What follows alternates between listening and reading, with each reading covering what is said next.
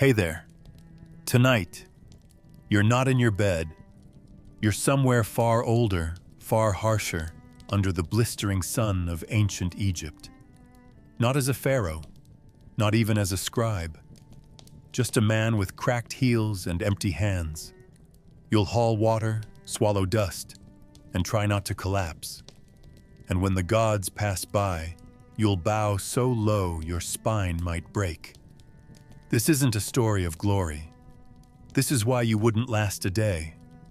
So, dim the light, close your eyes, and let the past swallow you whole. You wake up on a woven reed mat to the sound of ibises calling from the riverbank. It's sometime around the year 1300 before the Common Era, and you live on the eastern edge of the Nile, just south of Memphis. The air is still damp with night, but it already clings to your skin. Your back aches, stiff from sleep and work, and the mat beneath you is warm with the sweat of too many nights. This is the height of the pharaoh's power. Temples rise, processions march, and the gods are painted fresh each morning. But none of it touches you. You are not a priest or a soldier. You are not even a name. You are a laborer, and your day begins not with prayer, but with heaviness in your limbs and a slow, resigned breath. The hut is too small to stand upright in. The roof sags, low and uneven, shedding tiny flakes of sun-dried mud into the corners. Your wife lies beside you, turned away, her breath shallow. One of the children coughs in his sleep, a dry sound that doesn't end. You sit up slowly, pulling your knees toward your chest. Every muscle protests. You rub your neck with a hand that smells of old smoke and river mud. Somewhere outside, goats bleat. The fire pit has gone cold. There's no talk of dreams, no space for them here. Just routine repeated until it no longer feels like time is passing. The morning is not a beginning, it's a continuation. You reach for the jar of beer near the doorway, a thin, sour mash that tastes more like vinegar than grain. It's warm. You drink anyway. Bread follows, rough, dry, and misshapen, with a bite like sand between your teeth. There's no salt, no oil, no meat, just calories. You chew without thinking, without looking up. A single fly lands on your wrist. You don't brush it away. Across from you, your youngest is already outside, playing with an empty basket as if it's a boat. He'll learn soon enough what it means to carry water instead of playing near it. But for now, you don't call him in. You just sit in silence, swallowing dust and beer and memory. Outside, the sky is turning from gray to gold. The Nile glitters behind the trees, still moving, still indifferent. You stand, slowly. Your knees crack. The linen cloth you tie around your waist feels damp before you even step out the door. You nod to no one, because no one is watching. The mat creaks behind you, but your wife doesn't move. She hasn't said a word in 2 mornings now. You don't ask why. You already know. There's nothing to fix, nothing to change. Just the walk ahead, and the fields, and the heat, and the work that's been waiting for you since before you were born. You sit up slowly, careful not to bump your head against the low, slanted ceiling. The air inside the hut is already thick, heavy with the breath of 5 bodies and the slow decay of wet straw. You shift your legs to the side and feel the tingling numbness of limbs that have been folded too long on a mat, too thin. The muscles in your calves spasm slightly as blood returns. Your back is slick with sweat, though the sun hasn't yet climbed over the trees. The walls of the hut are made of mud and reeds, and though they keep out the wind, they trap every trace of heat, smoke, and smell. You inhale through your mouth. The air tastes of last night's fire, stale beer, and the oily tang of unwashed skin. It smells like survival. It smells like every morning. There is no room to stretch, no space to move without stepping over someone. The children lie curled on one side, two of them breathing in soft rhythm, the third shifting, caught between sleep and hunger. You rise to your knees, one hand on the mat, the other steadying you against the uneven wall. Every motion is slow, deliberate, not out of caution, but out of weariness. The ceiling presses down on your spine, and you can't stand fully until you reach the doorway. Even there, you have to stoop. Your knees crack again, louder this time. No one reacts. They've heard worse. A small clay jar topples as you pass. You catch it, barely. You don't curse. What's the point? The jar holds nothing. The air outside hasn't moved in hours.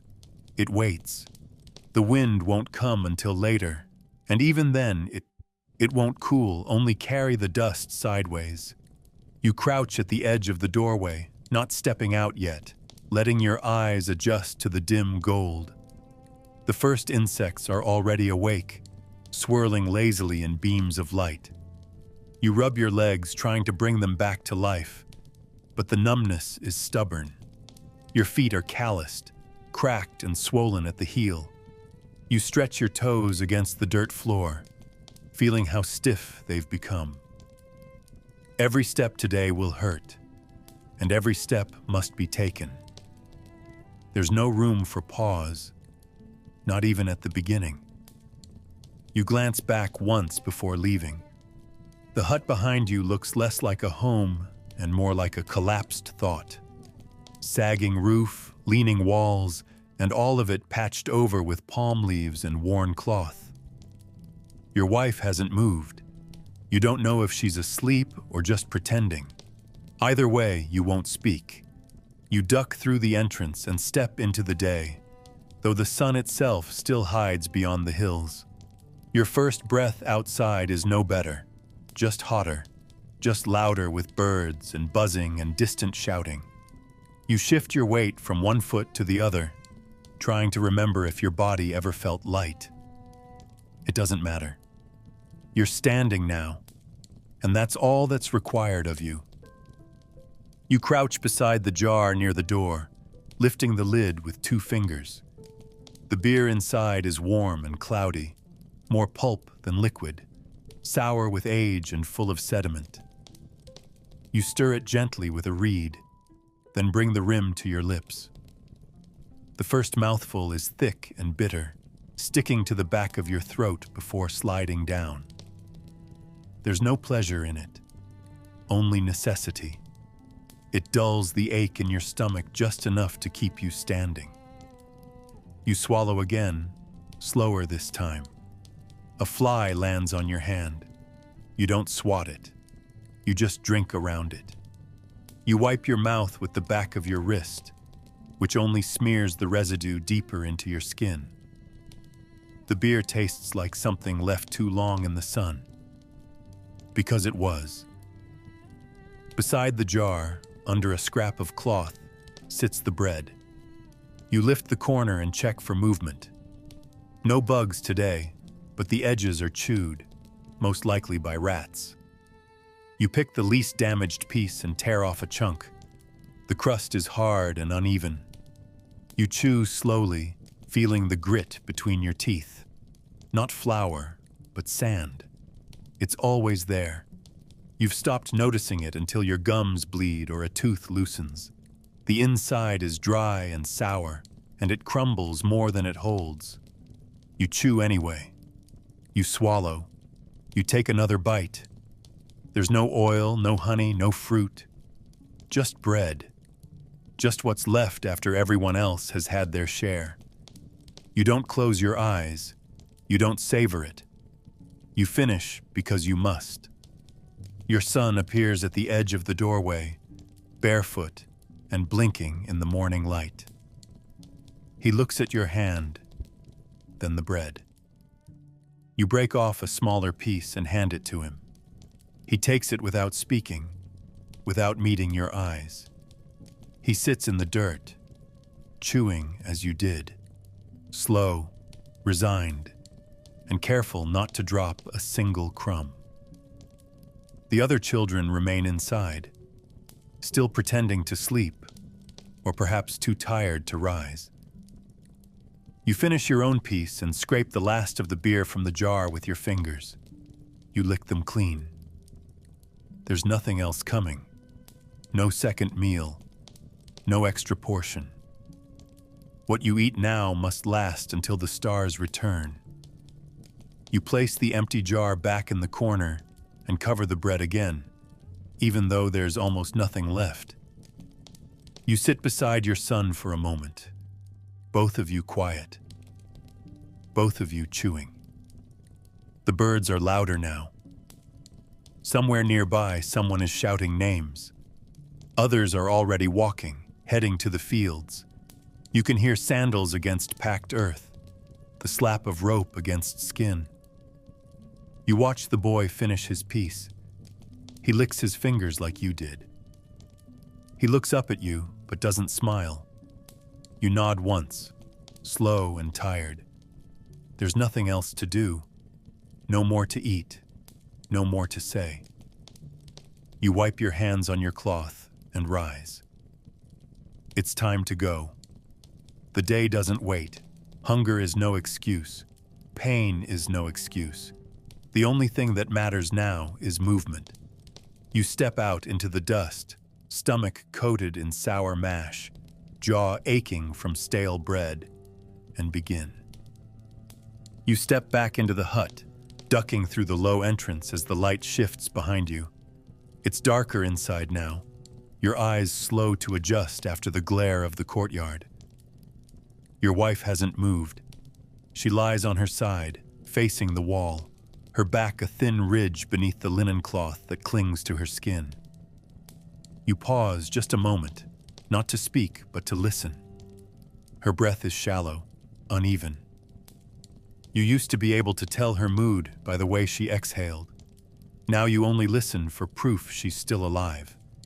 You think about saying something small, just a word, just a noise, but nothing comes. Not from her, not from you. The silence between you is no longer sharp. It's soft, sagging, like old rope, and it holds you both in place. There was a time when she used to touch your shoulder before you left. Not every morning, not warmly, just a small pressure, as if to say, "You're still mine." That time has passed. Illness took some of her strength, and something else, disappointment, maybe, took the rest. You know she's in pain. Her stomach bloats on bad days. Her skin changes color in places it shouldn't. She doesn't ask for help, and you have nothing to give. You can't bring her rest. You can't bring her medicine. You bring only sweat and the noise of your body coming home broken. You used to think she'd speak again when she felt better. But now you wonder if she's just decided not to. The children are already outside. You can hear them scraping sticks along the packed earth, drawing patterns in the dust that will vanish with the first gust of wind. One of them sings something under his breath, a made-up tune, tuneless and repetitive. You recognize it anyway. It's the same one he hummed the day you buried his sister. He was younger then, too young to understand where she went or why. Now he's old enough to work, old enough to stop asking questions. But he still hums that song when he thinks no one's listening. The others sit in a circle, legs crossed, heads bent. You don't know if they're playing or arguing, maybe both. You know you should tell them something. Stay close, watch the fire pit, don't fight. But your throat stays dry. They don't need your words. They need food. And you can't give that either. You adjust your cloth again and glance one last time at the figure on the mat. Still unmoving, still turned away. Not asleep, just elsewhere. The wall between you isn't made of mud or thatch. It's made of time, of things not said, of mornings like this one stacked endlessly behind you. You step back out into the sun. The air is sharper now, though not cooler. The children scatter slightly when they see you, but not far. They've learned not to cling, not to plead. You taught them that by example. You walk past them, not pausing, not speaking, not touching. Just a nod, a breath, a glance. That's all there is. That's all that remains of family when the day begins and nothing has changed. You tie the linen cloth around your waist, fingers moving out of habit more than focus. The fabric is coarse, stiff from repeated washing in muddy water and drying in wind that never quite cleans anything. The knot slips once, then holds. It's the same cloth you wore yesterday, and the day before, and the week before that. It carries the smell of sweat, old earth, and the body you barely recognize as your own. You adjust it until it sits right. Not comfortably, just correctly. There's no comfort here, only function. You reach for your reed sandals but think better of it. The straps are cracked, and they'll only slow you down. Bare feet are quicker, even if they bleed. You step outside again, squinting as the light shifts from filtered gold to blinding white. The path to the riverbank is packed dry, riddled with old footprints, chicken scratches, and discarded bits of rope and broken clay. Dust rises with every step, clinging to your ankles, your calves, your breath. It settles into the cracks of your skin like it belongs there. Ahead, the morning haze blurs the distance, but you can still see the outline of the boats, leaning, flaking, left half sunk in the shallows like forgotten ribs. Some are tied to posts. Others just drift slightly in place, noses scraping the mud, too rotted to be useful but not useless enough to burn. You pass one with a broken paddle wedged inside. You make a note not to take that one. You'll be walking anyway. Today is field work, not ferry duty. The air near the bank is thicker than inland. It holds the weight of wet things, fish, rot, algae, bodies. You inhale through your mouth and taste iron. Somewhere upriver, a group of men are unloading baskets. You hear their voices, sharp, clipped, already strained by heat and labor. One curses, another laughs. You don't call out to them. You're not part of that crew today. Today your name was scratched onto a different slate. You keep moving, stepping over coiled ropes and puddles that smell worse than they look. A bird shrieks above you, then dives into the reeds. You don't flinch.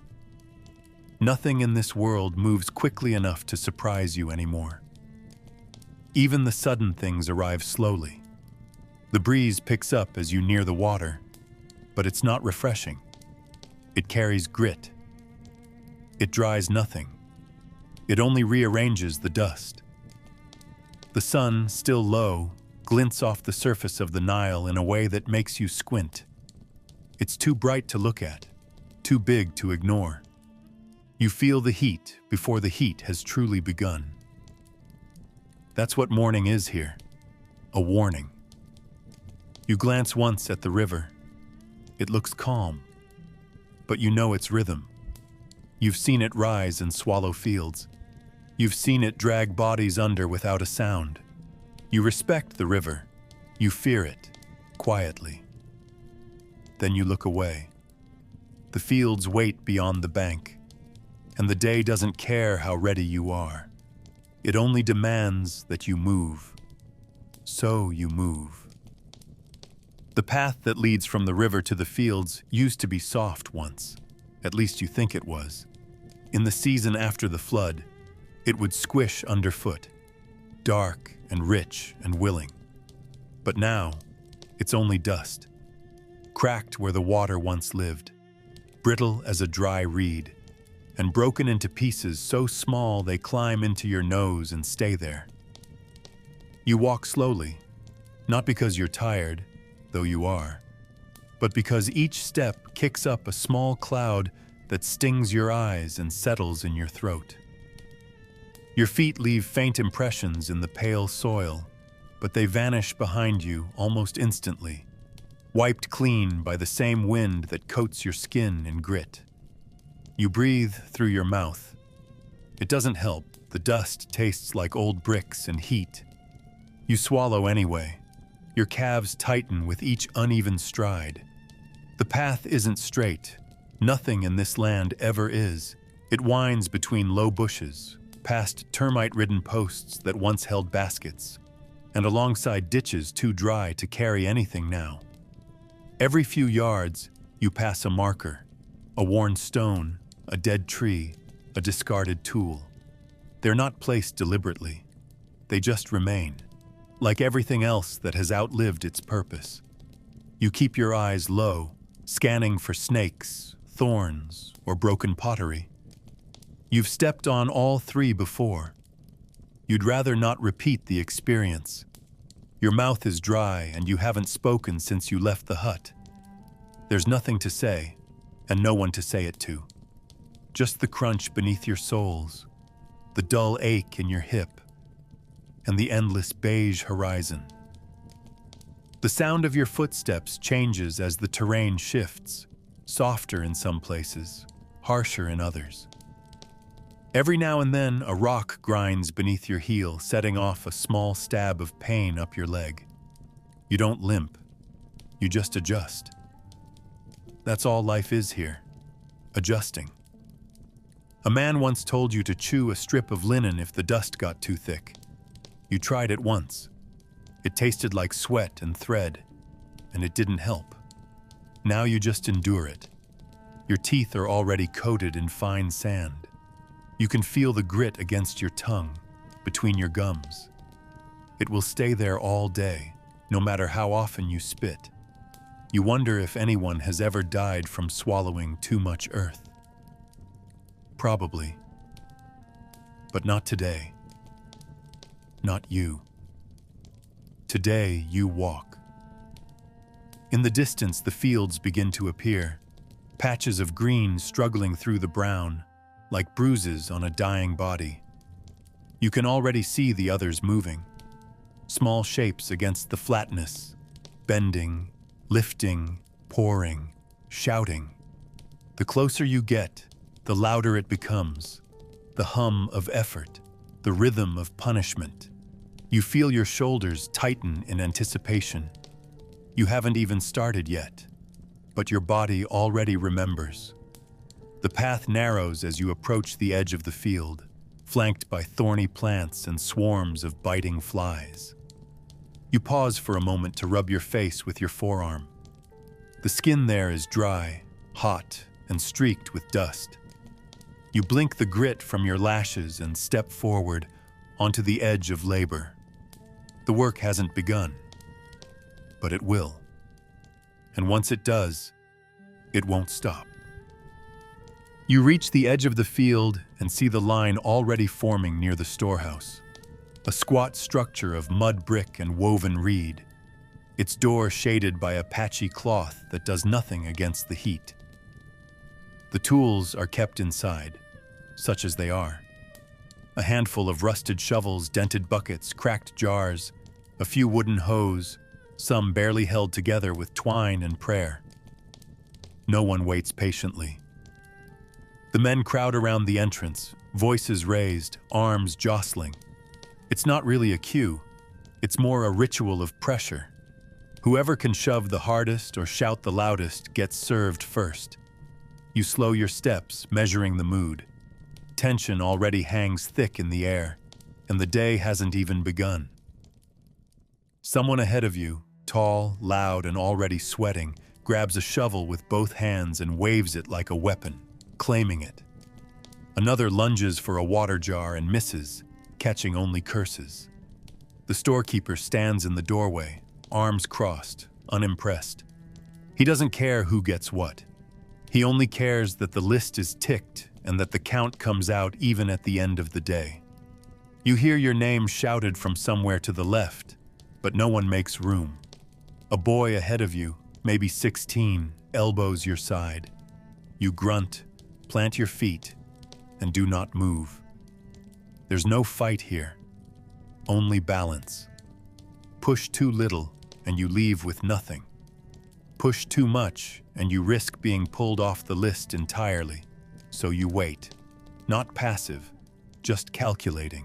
When you finally reach the front, the storekeeper doesn't look at you. He holds out a dented bucket, then pulls it back.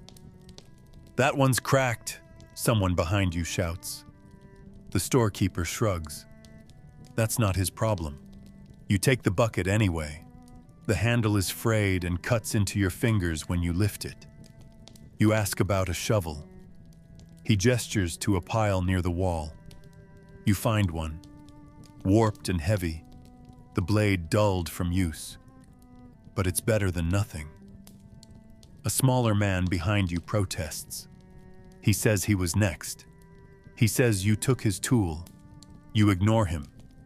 If he wants it, he can take it from your hands. He doesn't. He mutters something about fairness, about names, about order. But there is no order, only need. You step aside to make space, adjusting the bucket so it doesn't bang against your knee. Around you, others argue, trade tools, curse the storekeeper. Two men nearly come to blows over a broken hoe. A third leaves empty-handed, spitting in the dirt. You don't interfere. You've seen worse fights over less. The system works, barely. Just enough to keep things from collapsing, but not enough to call it structure. The tools are never enough. They are never clean, never whole, just like the men who use them. You walk away slowly, tools in hand, already thinking about how many trips you'll make today, how many buckets, how many cuts. The work hasn't started, but it's already costing you. The assignment comes without words. A tilt of the overseer's chin, a nod toward the ditch that snakes between the dry plots. He doesn't need to explain. You've done this before, too many times. The canal is half choked with silt and overgrown with reeds, its banks uneven and slick from past overflow. It's your job to clear it. Not with tools. No one wastes good tools on ditches. But with your hands, your shoulders, and a cracked water jar that leaks more than it carries. You glance down at the jar they gave you. The base is chipped, the rim split, and a thin fracture runs the length of its side. You'll have to hold it just right to keep the water in. You don't complain. There's no point. Someone else already walked away with the better one. The trench smells before you reach it. A mix of rot, heat, and stagnant water that has nowhere to go. Flies hover in clusters over the thick patches of green slime that cling to the corners. The reeds tremble with movement. Lizards, frogs, maybe worse. You step down into the ditch, feet sliding slightly on the slope. The mud swallows your heels before you've gone 2 paces. It pulls at your steps, not enough to trap you, but enough to slow you down and coat your skin in a cold film that won't dry until nightfall. The sun, now climbing higher, offers no relief. There's no shade here, not even from your own shadow, which disappears beneath you in the glare. You crouch and begin. Your hands vanish into the water, finding clumps of debris, knots of roots, and things you don't want to identify. You pull anyway. The work is mindless but not easy. Each bucket must be filled by hand, lifted, balanced, and poured farther along the ditch. The cracked jar leaks steadily, leaving a trail as you walk. By the time you reach the spot to empty it, half of it is already gone. Still, you go back, and again, and again. Your shoulders burn, your spine aches, and your fingers go numb from the cold grit grinding beneath your nails. The mud sticks to your skin like a second layer. It dries into flakes, then wets again with each trip. You wipe your face with your arm and leave a smear of filth across your brow. The flies follow you now, circling your ears, landing on your back, crawling into the folds of your cloth. You stop swatting them. It wastes energy. You're not alone in the trench. Others move around you, bent double, carrying their own burdens, some with jars, others with baskets, a few just with bare hands. No one speaks. No one looks up. The ditch is its own world, separate from the fields, from the river, from the gods. It doesn't reward. It only takes. And the work never ends. For every handful you remove, more seeps in. For every bucket you carry, more slips through the cracks. But this is what's needed. The canals feed the crops feed the temples please the pharaoh. And somewhere down that long chain, you survive. You lift the jar again. The handle bites into your palm. The bottom drips. You walk. The sun rises. The ditch waits. The water in the trench is no longer cool. Whatever freshness the morning offered has long since vanished, replaced by a slow, creeping warmth that rises from the mud and clings to your skin. You plunge your hands into the murky surface again and again, fingers pushing past reeds and grit, searching for blockages. Every handful of silt is heavier than it should be, Salmu. The mud sucks at your wrists, reluctant to let go, and the deeper you reach, the more it burns.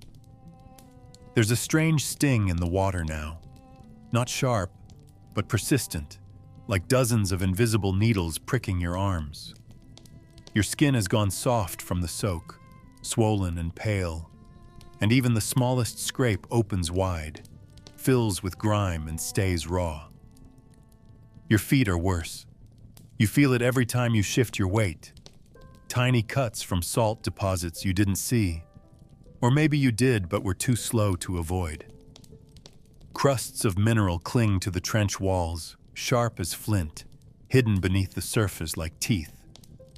The first slice caught your heel, the second, your toe. Now both sting with every step, and you know they'll bleed more later, once the air finds them. The mud doesn't soothe, it grates. You try to shift your stance to find more stable footing, but the ditch allows no comfort. Each movement brings a new bite. Each pause lets the weight of the day sink deeper into your bones.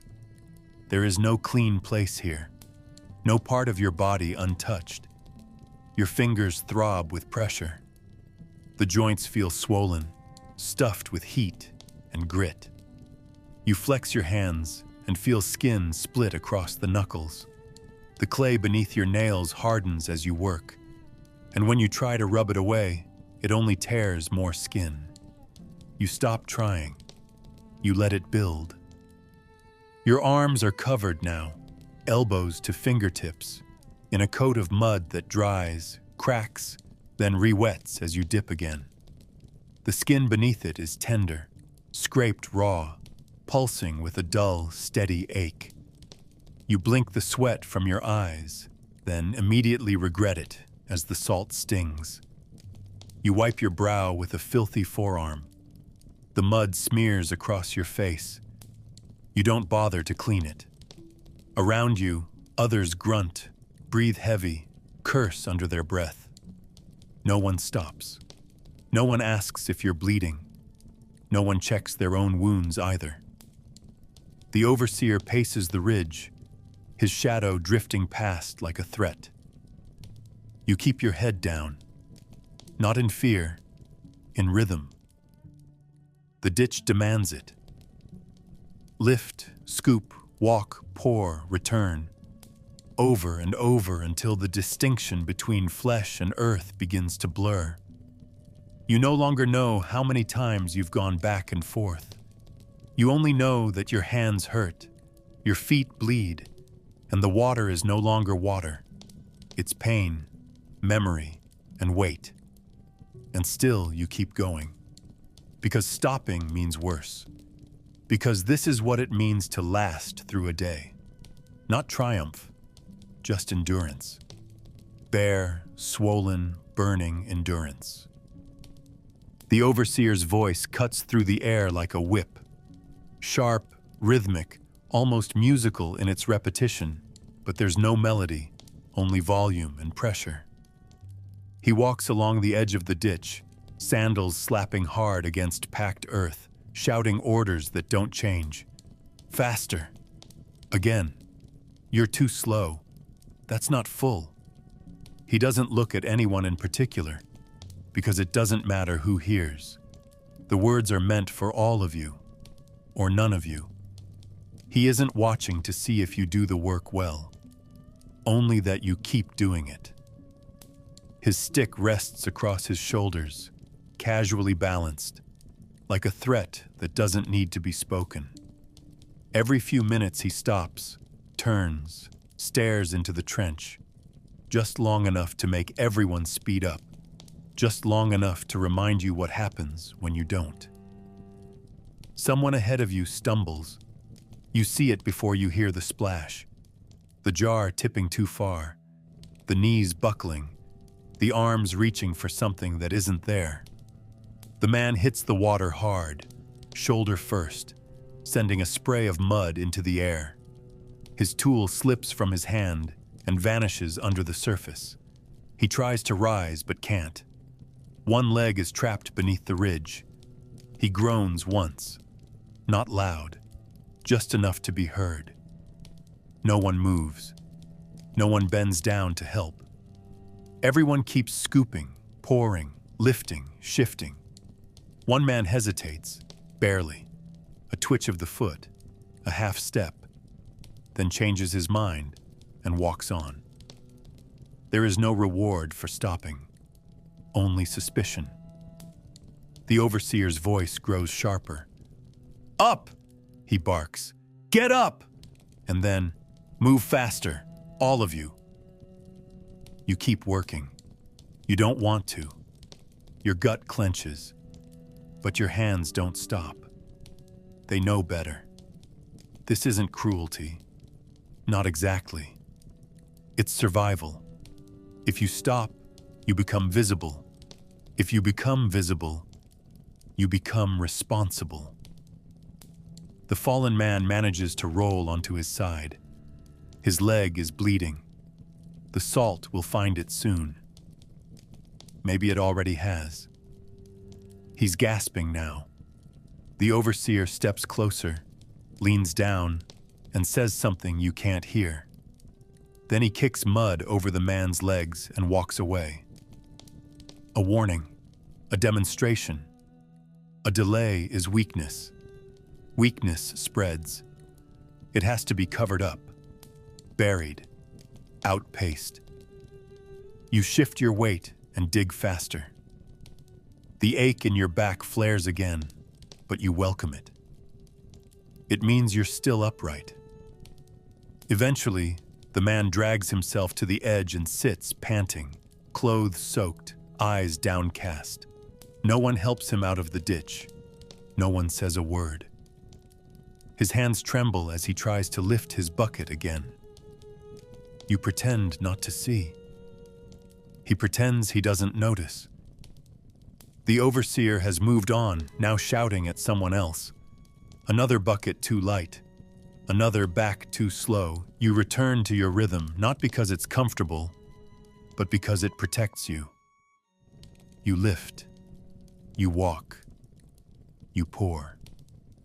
The man is still sitting, but now he's part of the trench again, folded back into it. Forgotten. The ditch doesn't care. The overseer doesn't care. And by noon, you won't either. You'll be too tired to remember what he looked like when he fell. The sun finishes its climb without ceremony. No drumbeat, no chant. Just a white-hot glare that swallows everything in its reach. Shadows, once long and lean, disappear entirely, sucked straight down beneath your feet. The light is no longer golden. It's blinding, harsh, stripped of color. You squint without thinking, and your forehead tightens in protest, slick with sweat that stings as it drips into your eyes. You wipe it away with the back of your hand, but that hand is already filthy, and now the grit stings too. The pain is dull at first, then sharper, and you blink furiously, trying to clear your vision. Nothing helps. The salt settles into every crease. Your face burns, not metaphorically, literally. You smell it, the faint scent of singed skin rising from your shoulders and neck. Your back is slick, then sticky, then dry again in patches, the sweat evaporating as fast as it forms. Your skin tightens under the heat, stretching too far across your bones, like hide over a drum. The linen cloth clings to you now, useless as a shield. It holds the heat in, traps the moisture, grinds dust into your raw places. You shift your shoulders to ease the pressure, but the motion only rubs new blisters. You can feel the fabric scouring your lower back, your hips, the bend of your knees. Every movement becomes a negotiation with pain. You try to keep the bucket steady, try to keep your balance, but your body is starting to resist. It's not tired yet, not exactly, but it's turning inward. Conserving. Preparing for something worse. Around you, the world slows. Men stoop lower, move less. The rhythm of work falters, not enough to notice unless you're watching closely. But the overseer is watching. He knows the signs. He begins to pace faster, his stick tapping the ground with more urgency. You feel it in your ribs, that push, that threat. The expectation that you will ignore the sun as if it isn't branding you with every breath. You try. You bend again, scoop again, carry again. Your arms shake now. Your palms are slick. The handle of the bucket slips a little more each time. You think about asking for a break, but you don't. No one does. Breaks come only when someone collapses, and even then, only briefly. The worst part isn't the heat, it's the sound of it. The way everything else falls silent beneath it. No birds, no wind. Just the low hum of burning air and the shallow rasp of breath from every throat around you. The ditch itself feels smaller now, narrower, like it's closing in. You try to remember how long you've been standing in this spot, how many times you've crossed from one side to the other. But the numbers have faded. Only the ache remains. Your skin peels in places it shouldn't. Your lips crack. You lick them and they taste of metal.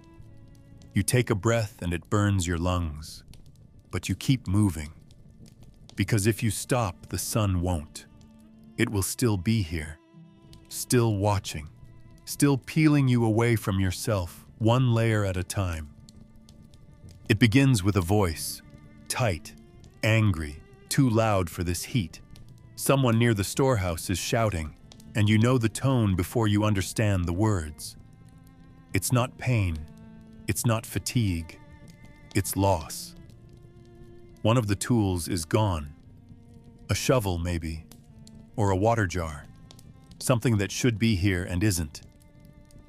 You pause for half a breath, listening. Then you keep moving. This happens. Tools vanish. Sometimes they break and the pieces are hidden. Sometimes they're stolen outright, tucked under a cloth or carried off before dawn.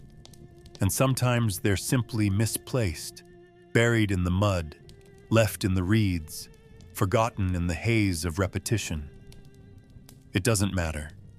The result is always the same. Someone will be blamed. A small group forms near the edge of the trench, men squinting against the light, sweat streaming down their faces, fists clenched not in anger, but in defense. The overseer arrives quickly, his sandals kicking dust, his voice already sharpened. He doesn't ask who took it. He asks who saw it. And when no one speaks, he starts pointing. One by one, demanding names, demanding answers. No one gives him any. Silence is safer. Silence is always safer.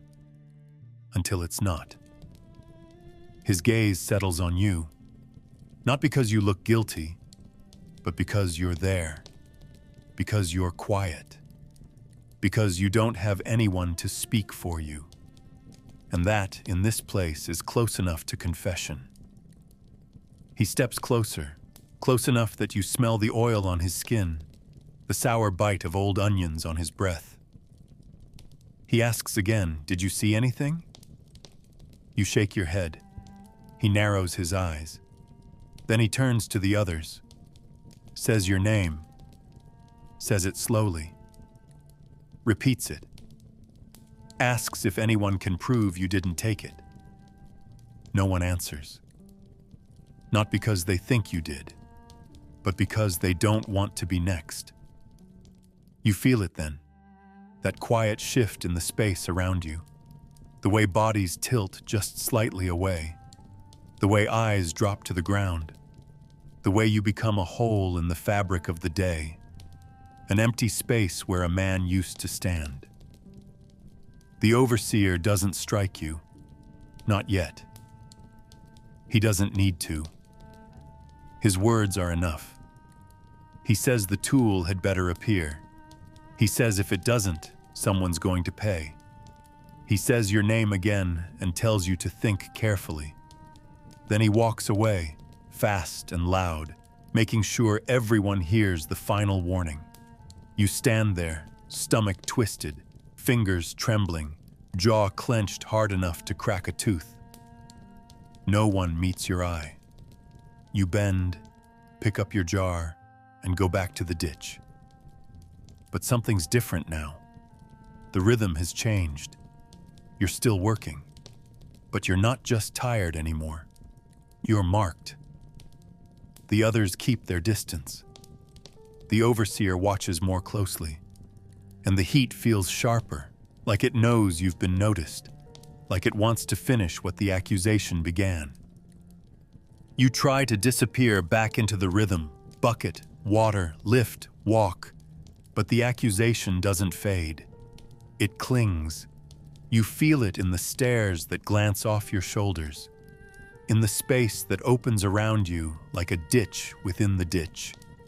You keep your head low, eyes on the mud, hands moving faster than before, as if speed might scrub the doubt away. But the overseer isn't finished. His shadow returns before his voice does, falling across your arms as you bend to scoop again. Then you hear it. Your name, barked with sharp edges.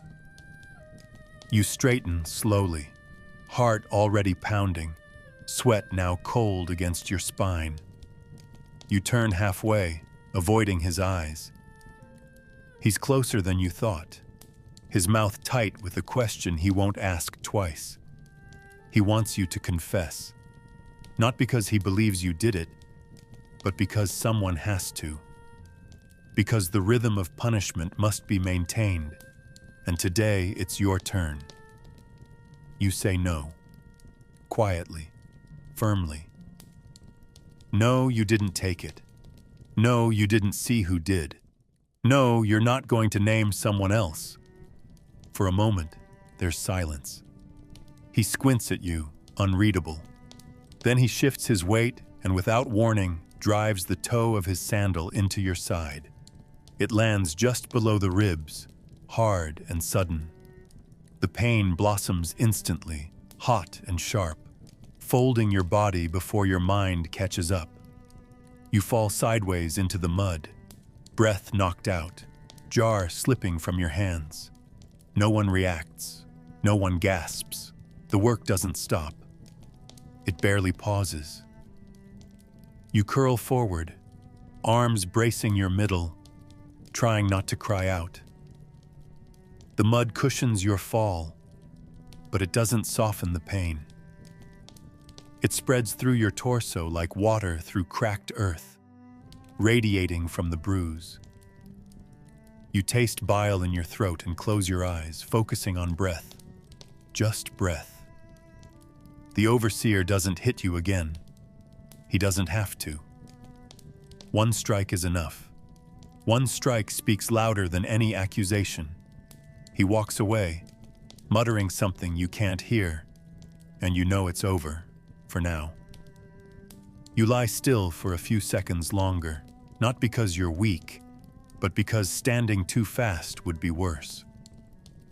The world tilts. You wait for it to steady. Then you rise. Slowly. One knee, then the other. Your hands press into the mud, fingers slipping on wet silt. You find your footing. Your side screams with every movement, but you don't touch it. You pick up the jar. The crack is longer now, water already leaking down your leg. You don't fix it. You just return to the task, face blank, breath shallow. Around you, no one says a word. Not to you, not to each other. It's not cruelty, it's defense. Today it was you. Tomorrow it might be them. And in this place, silence is the only kindness left. You move. Because if you stop again, the next blow won't be to the ribs, and this time they'll let it happen. The overseer disappears for a few minutes, distracted by a dispute farther down the field. That's the only kind of permission you ever get. No whistle, no signal, just the moment when no one's watching closely enough to stop you.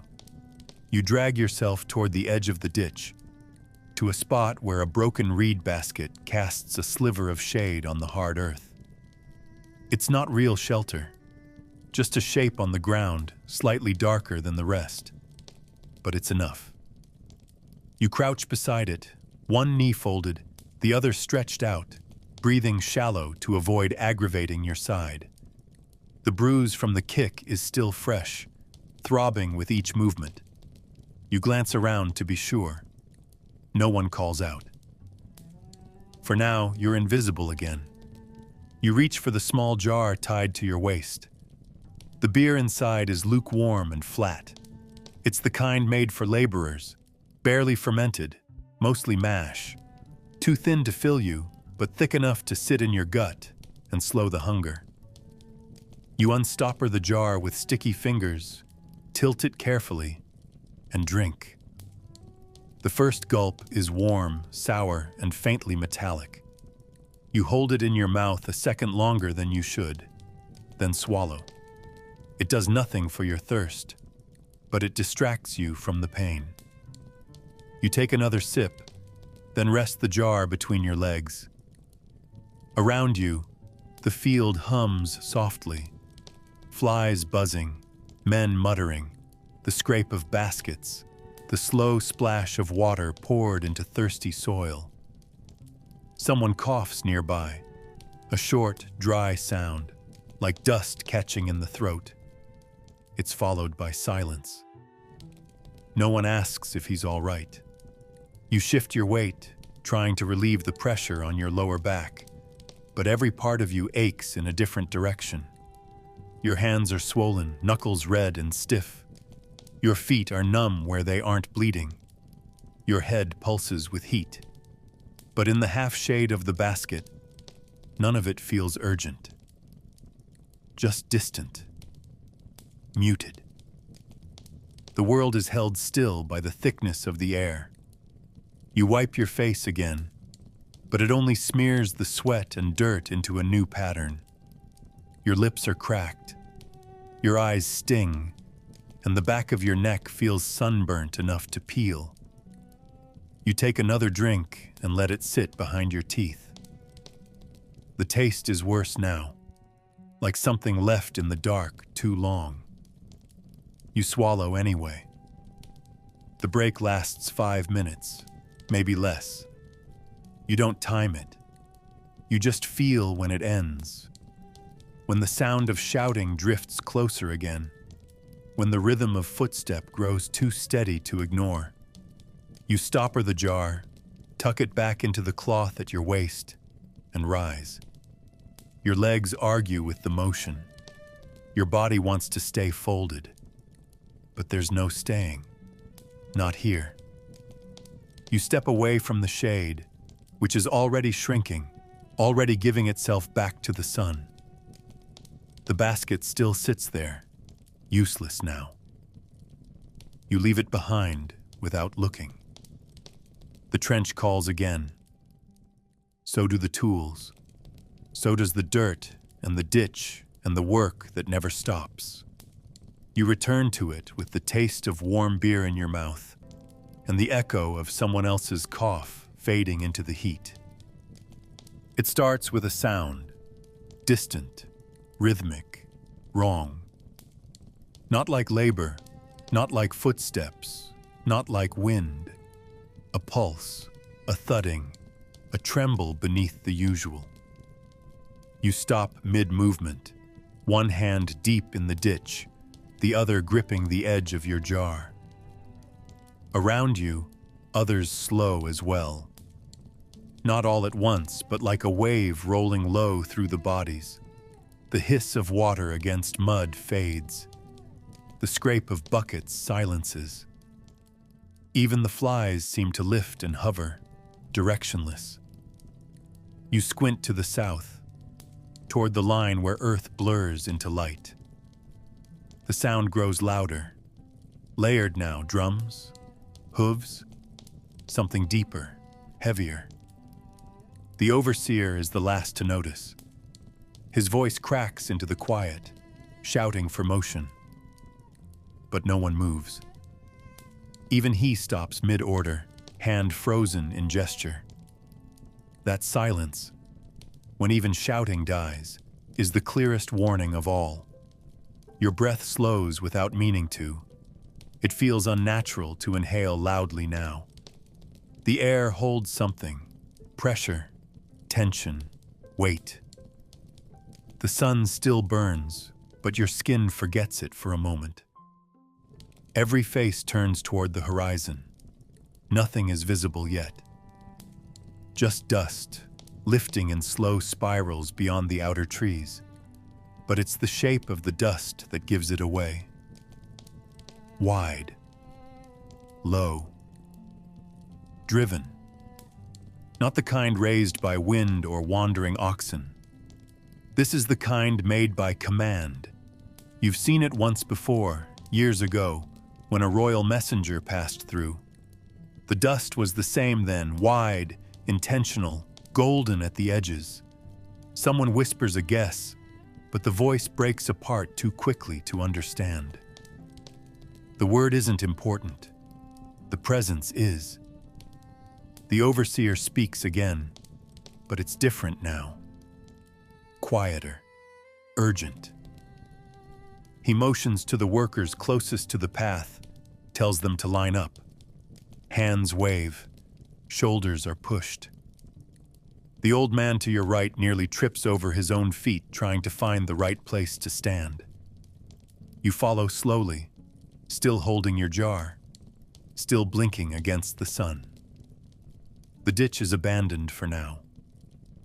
The work paused not by will, but by something larger than it. The men form a loose row, uneven and muddy, their bodies stiff with tension, their eyes cast down. No one tells you to look down, but you do it anyway. Instinct. It's safer not to see what's coming, even if you already feel it in your bones. The sound crests, louder now, clearer. The beat of drums, the thud of hooves, the clatter of wheels. A procession. That's the word that floats behind your teeth. A royal procession. You've never seen one this close. You weren't supposed to. They pass through cities, temples, palaces, not ditches, not fields. But something's different today, and everyone knows it. The earth vibrates beneath your toes, and you grip the jar tighter. Your side still aches from the earlier kick, but you barely notice now. Every part of you is held in a kind of stillness, not reverence but readiness, like animals in tall grass when the sky goes dark. You don't know what's coming yet, but it's coming. And whatever it is, it's not for you. It never is. The shout comes sharp and shrill. Line up! Cutting through the rising hum of hooves and wheels. It's the overseer, his voice higher than usual, edged with something he never shows, unease. He doesn't bark like a soldier this time. He screams like a man afraid of being out of place. The men nearest him jump, stumble, turn in circles, trying to understand where line up begins and ends. The ditch is chaos for a moment. Mud splashing, feet slipping, someone dropping a jar with a wet thud. You wipe your hands on your thighs and straighten slowly. Your body doesn't want to rise, but it knows better than to hesitate. The overseer's stick is already out, slapping at shoulders and arms. Not to punish this time, but to shove bodies into shape. You join the forming row, somewhere near the center, ankle deep in mud and reed scraps, your heart thudding louder than the drums now echoing off the hills. No one knows how to stand. There's no drill for this. No formation that fits half-naked laborers smeared in salt and sweat. You all just try to mirror each other, backs straighter than they want to be, heads tilted downward, eyes fixed on nothing. Your hands hang awkwardly at your sides, fingers twitching with the need to wipe your face, scratch your arms, do anything but wait. But you don't move. Movement now would be a mistake. The man next to you is trembling slightly, not from fear, but from exhaustion. His knees knock together with each breath, and he bites his lips so hard it darkens. Farther down the line, someone is still not in place, and the overseer rushes to him, dragging him into the mud by the wrist and shoving him into the shape of obedience. The row is formed, not clean, not even, but still. No more voices now, not even from the overseer. The silence is deeper than before, and hotter. The sun is directly overhead, baking the tops of your shoulders, your neck, your scalp. Sweat pours down the sides of your face, but you don't wipe it. The mud at your feet is drying into a crust, clinging to your calves, holding you in place like roots. You hear the creak of wooden wheels, closer now. Leather straps stretching, metal clicking, voices, not shouting, not barking, but chanting. Rhythmic, reverent. Something sacred approaches, and you, caked in filth, must stand still for it. Not in welcome, in submission. Your body protests in every joint. Your back pulses with heat. Your side throbs from the earlier kick. But you do not shift. You do not speak. You do not blink. The line holds. The overseer circles once more, eyes narrowed, jaw tight. Not to scold, but to inspect, because if the line falters now, it won't be him who's punished. It'll be all of you. You glance up for half a second and catch a flicker of movement on the horizon. Bright, slow, and terrible. Then your gaze drops again. You press your feet deeper into the mud, anchor yourself to the dirt, and wait. Whatever is coming does not belong to your world, but it is passing through it. And that means you must hold your shape, like reeds in floodwater, bending just enough to avoid breaking. It begins as a shimmer in the distance, just beyond the line of palms where the land blurs into heat.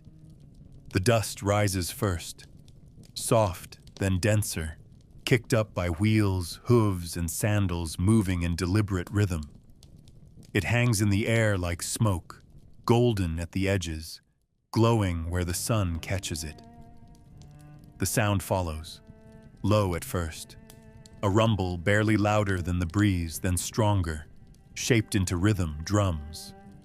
Slow, ceremonial, hollow as an empty chest. Each beat echoes through your legs, through the mud beneath your feet. You don't look up, but you feel the air tighten, like the earth itself is preparing to bow. The sun reflects off something ahead. Not water, not glass. Gold. Shaped, polished, human-made, and God-blessed. The kind of gold you only see when power decides to pass by. The procession approaches slowly, not out of weariness, but purpose. Everything is measured. The distance between steps, the angle of spears, the sway of cloth. Each movement is part of something larger, something that doesn't need to hurry because it cannot be touched. You hear voices now, chanting, layered and deep, one tone held beneath another. The language is formal, too refined for your ears, though you recognize the name of a god repeated like breath. You keep your head low, eyes unfocused, watching only the edge of the dust as it creeps across the packed earth. It's not just dust, it's a message. It says, "We are coming. We are not like you.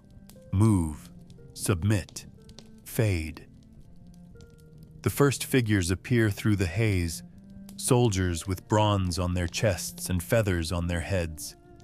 Their sandals are cleaner than your drinking water. They walk with their spears angled not outward, but up, like branches reaching toward heaven. Behind them, two standard-bearers lift emblems high, symbols you've only seen carved into temple walls. They sway with each step, heavy with silk and gems. Then come the servants, dozens of them carrying bundles, jars, folded cloths, and instruments you've never seen before. They walk without speaking, without sweating, as if they were carved rather than born. Somewhere among them, the first of the gold flashes again. Bracelets, collars, crowns. The sun turns each one into fire. You feel the light on your skin, and you want to step back. But you don't. You can't.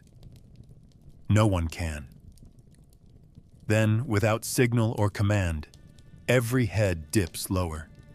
The moment arrives like a tide. Slow, unstoppable. You feel it in your gut before you understand it. The space around you changes. The air is no longer just hot, it's sacred. That's how power moves here. Not with shouting or flame, but with certainty, with weight. The golden shape drawing closer is more than man. He is clothing and blood and sun and story. A being so far above you, he might as well be carved into the sky. You don't know his name, not really. You've heard the title. You've spoken the prayers. But now, for the first time, he's near enough to breathe your dust. And still, he glows. The drums slow. The dust thickens. The gold burns. And you remain in place, sweating, silent, motionless, as the world you serve finally steps into view. He appears not all at once, but in fragments. First the sound of his approach, the change in the drums, slower now, deeper, more deliberate. Then the shimmer of gold, no longer scattered among attendants, but concentrated in one place, blinding and still. The bearers arrive first, 6 men on each side, shoulders tense, eyes straight ahead, carrying the platform high above the dirt. Their legs are caked in dust, but their arms don't tremble. The frame they carry is draped in linen so white it seems untouched by sun or soil. Every fold perfect, every tassel aligned, and on it, at the very center, sits the pharaoh. Not slouched, not relaxed, upright, motionless, ageless. He doesn't move because he doesn't need to. Motion belongs to those below. Stillness is for gods. His skin is bronze, polished like stone. His eyes, lined with black pigment, don't scan the crowd. They rest above it, above you. He looks toward nothing and sees everything. His lips do not part. No commands are spoken, because nothing needs to be said. The weight of him is enough. He wears a collar of lapis and gold that glints with every shift of the cloth, and a headdress that fans outward like rays of the sun, framing his head in divine geometry. A crook rests across his lap, the symbol of rule. You don't know if he breathes. You assume he must, but you cannot see it. He is too far above breath, too far above need. Around him walk the priests, 3 on either side, robed in layers of linen, faces painted with sacred oils, their hands raised in blessing. They chant softly, voices weaving through one another like threads in a tapestry. The words are ancient, not for workers, not for ears like yours. They are prayers made of names you are not permitted to speak. Between each step, incense burns from censers hanging on bronze chains, trailing smoke that curls through the dust, masking the smell of sweat and work and rot. The scent is sweet, cloying, and strange. You breathe it in and it settles in your throat like honey laced with ash. It burns, but you do not cough. The platform passes directly in front of you. You do not lift your head. You barely blink. You watch only the hem of the linen canopy, the place where cloth meets sky. You feel the heat radiating from the body above, not physical warmth, but the pressure of presence, of importance so heavy it bends the air around it. For a moment, you forget your name, not because of fear, but because it has no meaning here. You are not a person in this moment. You are dust. You are backdrop. And he is center. As the bearers move on, as the chant fades, you feel something inside you collapse, not in despair, but in acceptance. This is the order of things. Gold above, mud below, silence between, and all of it moving forward, with or without you. Behind the pharaoh, the procession doesn't end. It explodes. The moment his platform passes, the sound shifts again, brighter now, louder, layered with bells and flutes and the slap of bare feet against packed earth. First come the dancers, Young men and women painted in vivid colors, skin oiled to a shine, limbs moving in tight, rhythmic bursts. Their arms slice the air in mirrored patterns, spinning, stomping, bending in poses you've only seen carved on temple walls. Every motion is rehearsed, yet wild. Measured chaos. Their jewelry rattles as they move. Gold bangles, ankle cuffs, shells strung together in long strands that flash with every twist. You try not to stare, but it's impossible. The air around them pulses with life and heat, a kind of beauty that doesn't belong in the dust. Next come the servants, dozens of them, dressed in perfect linen, carrying impossible things, trays of figs and incense, fine pottery filled with perfumed water, jars sealed with wax, and stamped with royal symbols. One carries a folding chair of inlaid wood, another a bundle of fine clothes. They do not sweat, or if they do, it does not show. Their faces are blank, distant, like masks made of obedience. They move in a perfect line, not looking left or right, not seeing you or the others. They serve a world you don't belong to, a world that floats above the ground, padded in silk, surrounded by ceremony. And still, they walk beside you, close enough to brush your arm if they slipped. But they never slip. That would be a break in the ritual. And this is ritual. Then the sound changes again, lower, rougher. The chain is the first thing you hear, dragging through the dirt with a wet scrape. Then the feet, 4 of them, pads so silent it's the handler's footsteps you notice first. A leopard. Real. Massive. Muscles rippling beneath its spotted coat. Mouth slightly open. Tongue visible. Eyes slow and lazy. Not frightened. Not angry. Not tame. Its chain is held by a man you do not envy. Leather looped around his wrist. His knuckles white from the grip. The animal walks like it knows the road is made for it.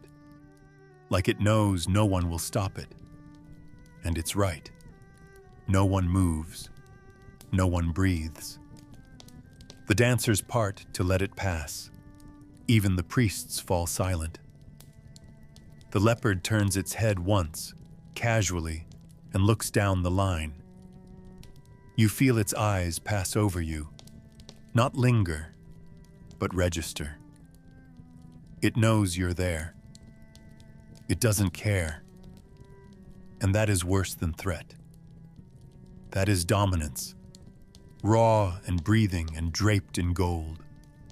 A wide collar circles its neck, hung with tiny bells that don't ring when it walks. Nothing about the beast is human, but it fits this procession better than any servant. It belongs. Just like the dancers belong. Just like you don't. The smell it leaves behind is sharp. Fur, musk, dust, and the faint memory of blood. It fades slowly as the animal moves on, and you exhale without realizing you were holding your breath. The sound of the drums resumes, steady and strong. The ritual continues. But now there is a new silence beneath it. A silence that feels like awe and fear and the kind of reverence no god ever asked for.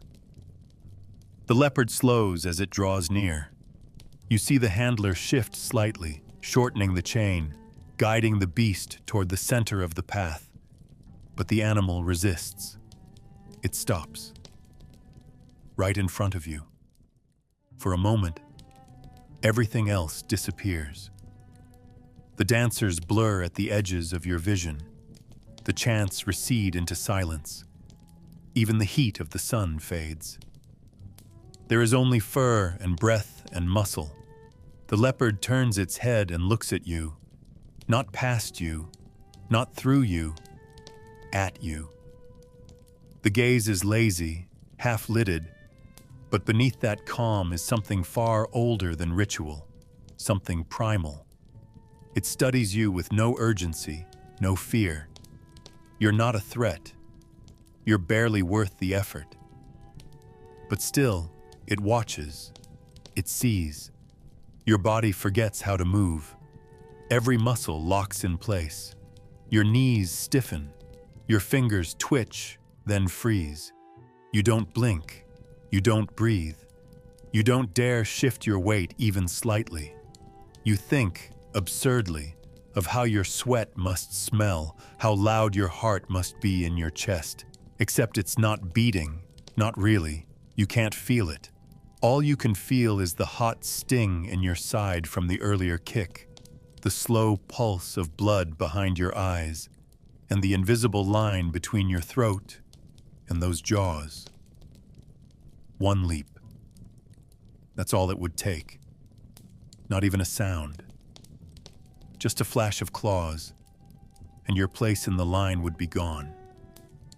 Just another smear in the dust. No one would speak of it. No one would stop walking. The handler says nothing.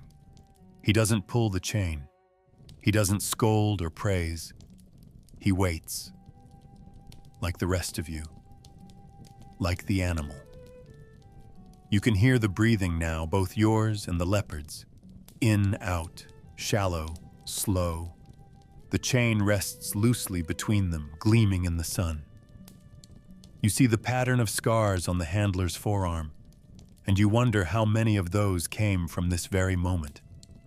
From others like you who moved too soon, who flinched, who ran. You think of your children, of your wife curled on the mat this morning, of the roof you never fixed, of the tools you never owned, of the field that will not water itself if you die. And still you don't move. Then, as simply as it stopped, the leopard turns its head, exhales through its nose, and continues walking. The chain slithers across the ground like a snake, and the handler follows without looking back. The spell breaks slowly. Your knees soften. Your heart stutters back to rhythm. Your eyes sting with sudden heat. Around you, the line holds, still motionless, still quiet. But you know they saw. You know they felt it. You are not the same now. Not more important, not stronger, just more aware of how thin the thread is, of how close the edge sits beneath your feet. The procession continues down the path, gold and feathers and smoke trailing in its wake. But the weight of those eyes remains, long after the dust has begun to settle. The last figures disappear beyond the far ridge, and with them goes the gold, the sound, the incense, the illusion. The drums fade into the hills like a heartbeat falling asleep. Dust still hangs in the air, but the shimmer has left it. Now it's just grit again. The line of men remains frozen a moment too long, as if the ritual might circle back and punish anyone who moves first. Then, slowly, bodies shift, knees crack, shoulders drop. No commands are given. None are needed. Everyone knows what comes next. The work, the ditch, the pain. The world returns, not suddenly, but with the weight of something withheld too long, and it presses down harder than before. You look down and see the leopard's paw print not far from your foot, perfectly pressed into the dried mud, toes splayed, claws half visible. It won't last more than an hour before footsteps and water erase it. But for now, it lingers. Like the smell of perfume clinging to sweat. You blink once, slowly, and rub your arm where your skin still tingles. There's nothing there. No wound, no mark. And yet your body remembers the gaze, the breath, the silence. You exhale through your nose and catch the scent left behind by the procession. Not divine, not sacred. Just smoke, trampled grass, and human dust churned up by feet that will never touch this soil again. The overseer barks something, but the sharpness is gone from his voice. He sounds tired now, or smaller. Maybe the parade reminded even him where he stands in the order of things. He waves toward the ditch and the canal with a half-hearted swing of his stick, then turns away to spit. One man limps toward the trench without a word. Another scratches at his scalp and sighs. You follow, jar in hand, legs stiff, spine buzzing with dull ache. There is no commentary, no jokes, no murmured awe, only silence. Because awe turns to anger too quickly. Because what just passed wasn't beauty, it was distance, a reminder of how far above you the gods walk, and how far below you will always stay. Your feet drag in the same ruts they made hours ago. The ground is harder now, baked in the sun, cracked and hostile. You step into the ditch again, and the mud is no cooler. The tools are where you left them, already drying out, already splitting at the edges. The same water waits to be moved. The same stench clings to the air.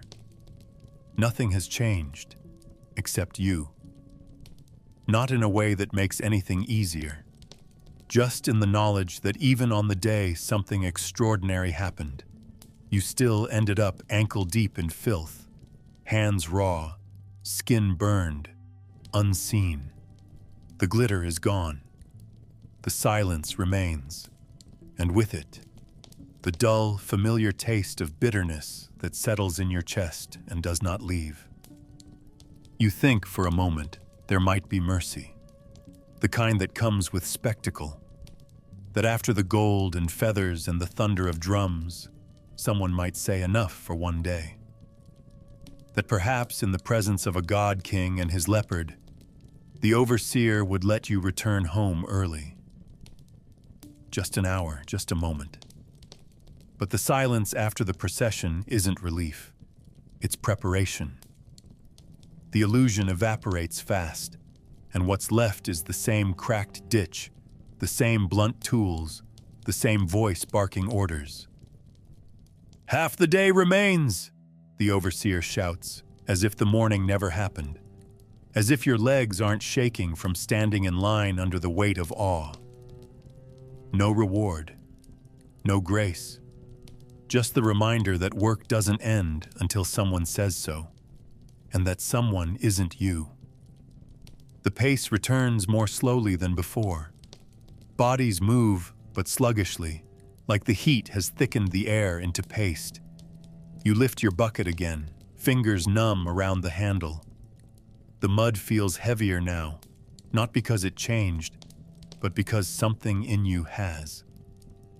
It's harder to bend, harder to rise, harder to care. And yet, you do it. Because if you don't, the stick will remind you. The overseer, reanimated by the return to routine, paces the bank with fresh energy. His shouts come faster now, no longer ceremonial, but practical. He wants the ditch cleared, the water moved, the stones pulled, the quota met. Whatever passed through here earlier is forgotten. You are no longer part of a scene. You are part of a system.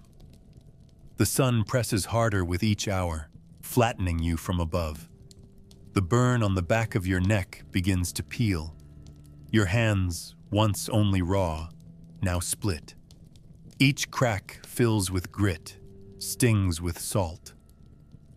You don't dare look around anymore. The others are just shapes beside you, bent like you, quiet like you, wounded like you. None of you talk, there's nothing to say. If someone cried during the procession, it's forgotten. If someone collapsed, they've either stood back up or vanished. The ditch doesn't care. It receives you again without question, as if you never left, as if the drums and gold and leopard were just a fever dream in the dust. By the time the overseer announces the new target, 5 more lengths, then the canal, you feel your legs shudder under you. You steady yourself against the trench wall, jaw clenched. There is no end yet, only increments. Promises that move the finish line just out of reach. You keep working. You don't know why. Maybe because the pain is cleaner than the stillness. Maybe because stopping now means accepting that none of it mattered. The pharaoh passed, and the mud remained. You carry the jar, leaking as always. You scoop the water. You drag the weeds. You bleed into the ditch, unnoticed. The world presses forward, and you follow. Not with hope, not with pride, but because there is no other direction left. The pain in your back is no longer sharp. It has flattened into something wide and pulsing, like a hot stone pressed between your shoulder blades, radiating heat down your spine with every movement. You don't know when it started, somewhere between the 5th bucket and the 10th. Or maybe it was earlier, before the leopard, before the gold. You can't remember. It doesn't matter. Pain isn't counted in moments here.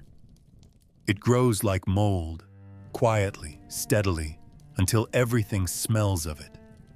Your shirt sticks to you, soaked through with sweat and mud, the fabric grinding against raw skin with every stretch, every twist, every breath. You try not to hunch, but it's impossible. Your body folds in on itself without permission. Straightening up feels like ripping bark off a tree. Your feet are worse. They've gone from sore to shredded. Each step sends a jolt through your soles, not sharp like a cut, but deep, like walking on cracked stone barefoot in winter. The skin has split at the heel and the ball, and the cracks fill with dust that bites like salt. You feel blood, but not in a clean way. Thick, slow, mixed with grime. There's no wrapping it, no washing it. You just keep moving, shifting your weight from foot to foot, like you're trying to trick your own nerves into giving up. Sometimes it works, most times it doesn't.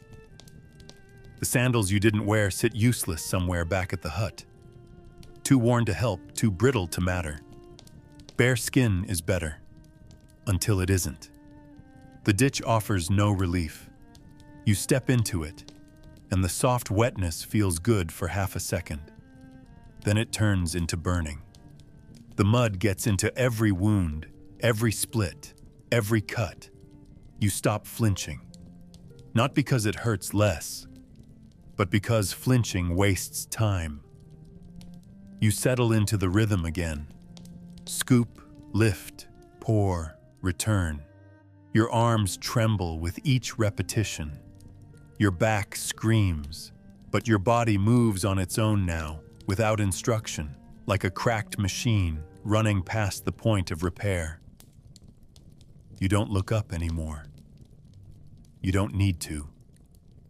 The sky hasn't changed. The sun still drills into the crown of your head, and the overseer's voice still cuts through the air like a whip, even when he's silent. His presence is enough.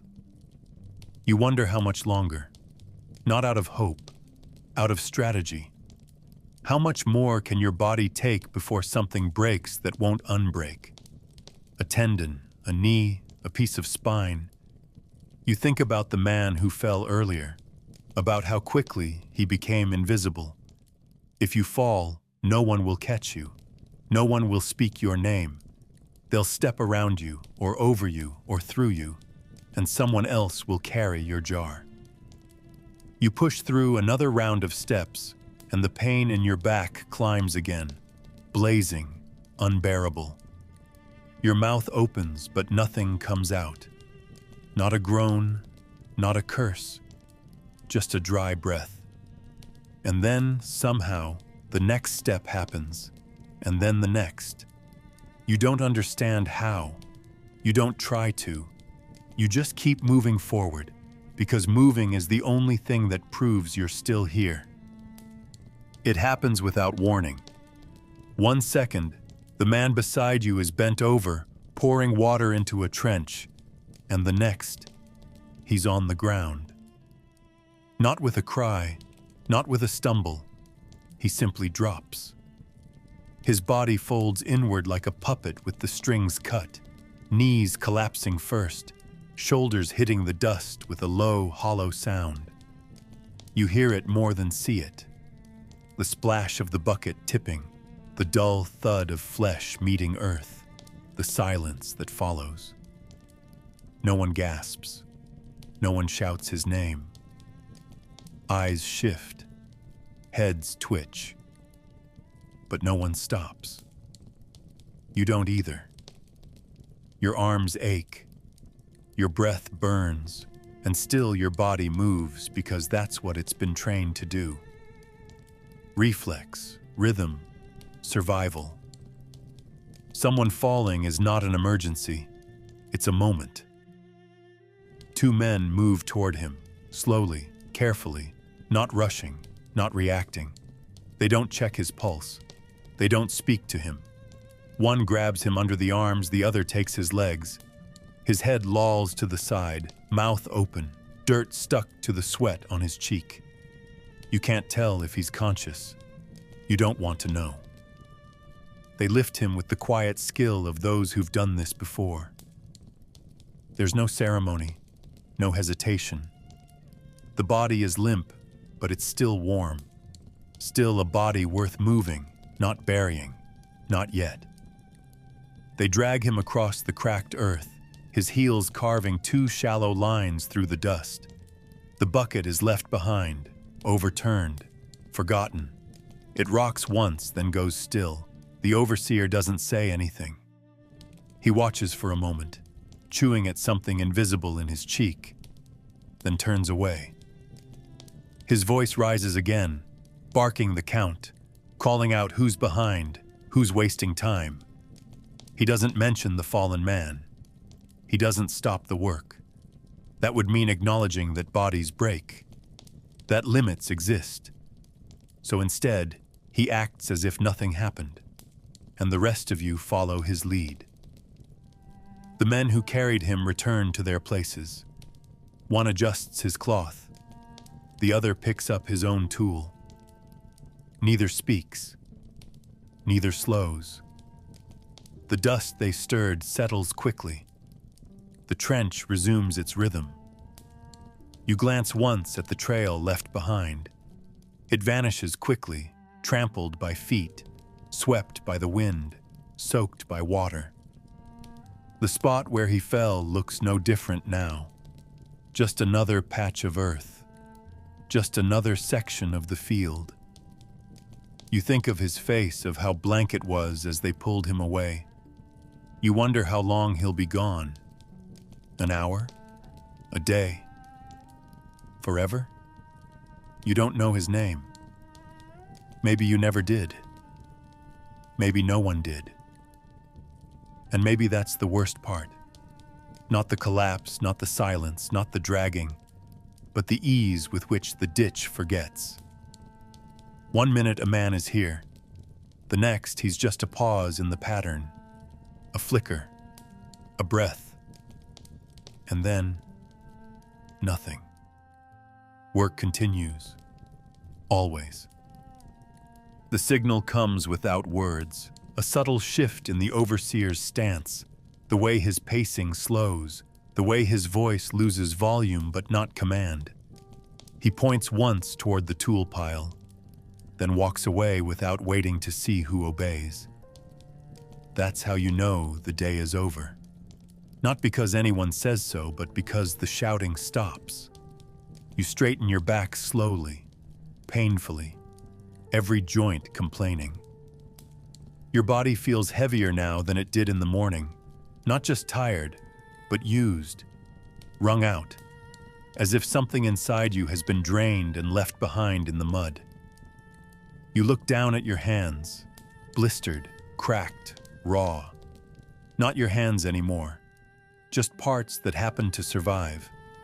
You carry the bucket toward the tool station, moving in line with the others. No one speaks. No one limps, even if they should. You walk like animals returning to the pen, willing only because resistance takes more energy than obedience. The tools clatter against each other as they're dropped. A shovel scrapes the edge of a jar. A cracked paddle lands sideways and tips. There's no effort to organize them. No thanks. No record. The storekeeper doesn't even look up. He sits with his knees drawn to his chest, eyes half closed, already counting something in his head. Maybe the tools, maybe the hours, maybe just the distance between himself and this place. You lay the bucket down gently, though you don't know why. Habit, maybe, or dignity if anything like that still lingers. The walk back to the village is slow, but not from lack of urgency.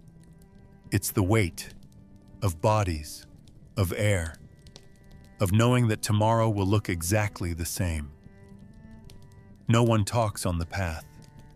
You hear only the soft shuffle of feet through dry soil, the occasional cough, the scrape of cloth against skin. The sun is still up, but lower now, painting the world in copper and fatigue. Shadows stretch out, long and thin, but no one notices. Eyes stay on the ground. Looking ahead takes too much strength. Looking up feels like defiance. You don't need to see the sky. It has nothing to offer. You follow the narrow trail past the last stones of the field boundary, past the wilting trees that never grew tall enough to give shade, toward the clusters of huts that wait like open mouths.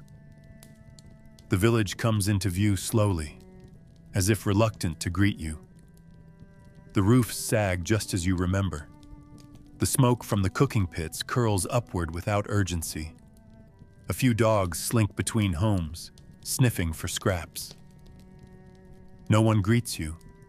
No one asks how the day went. They already know. The same as yesterday. The same as tomorrow. You step into the hard-packed lane that separates the homes and feel the dust cling to your ankles one last time.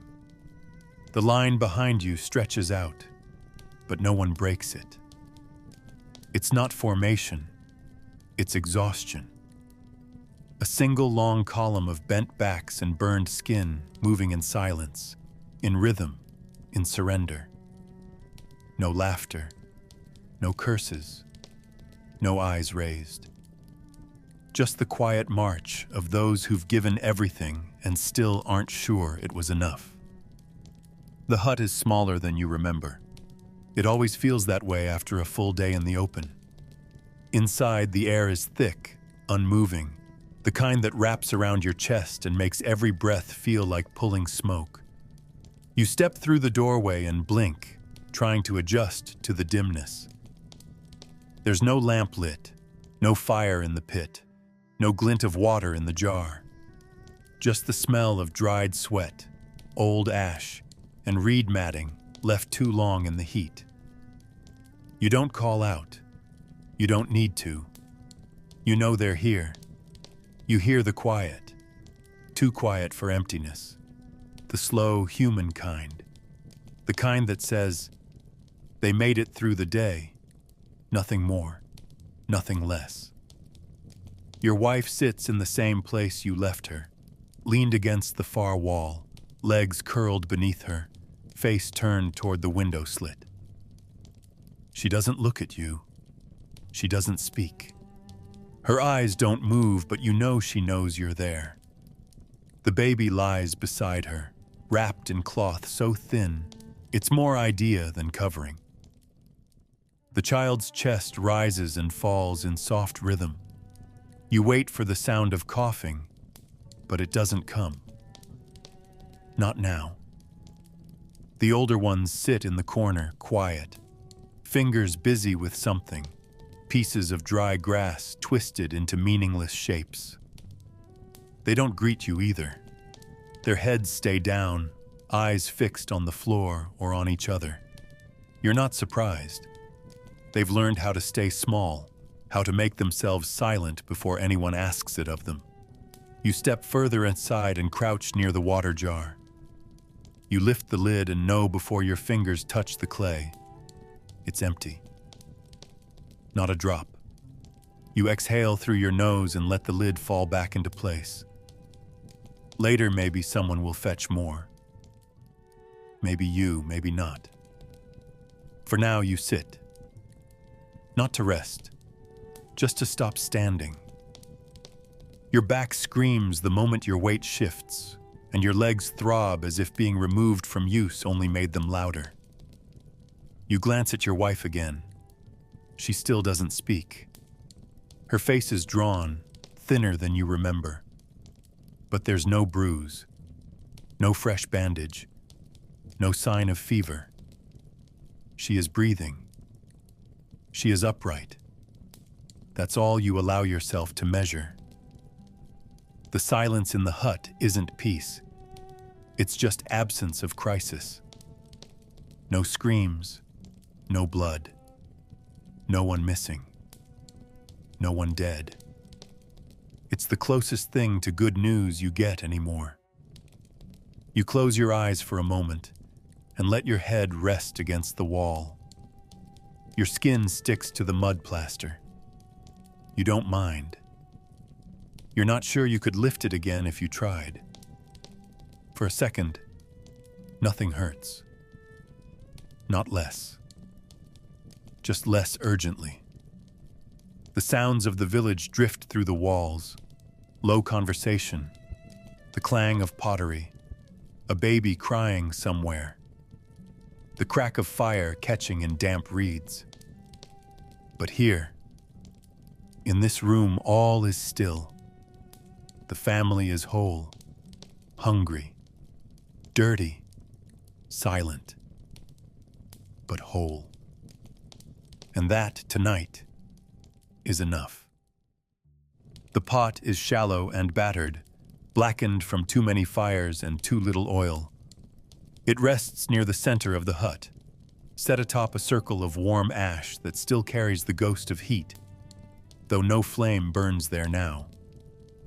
Inside, a handful of boiled beans, soft, swollen, flavorless.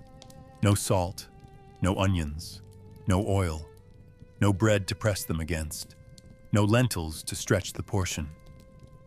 Just beans, cooked because they had to be, served because there's nothing else. Your wife nudges the pot forward with her heel. Not a word, not a gesture. It's enough. The children already know. They move without asking, each taking a small pinch with their fingers, one at a time, careful not to spill. They eat slowly, not from discipline, but because it makes the moment last a little longer. You sit back, watching them. Two on the floor, knees pulled tight, backs hunched as if the food might vanish if they straighten up.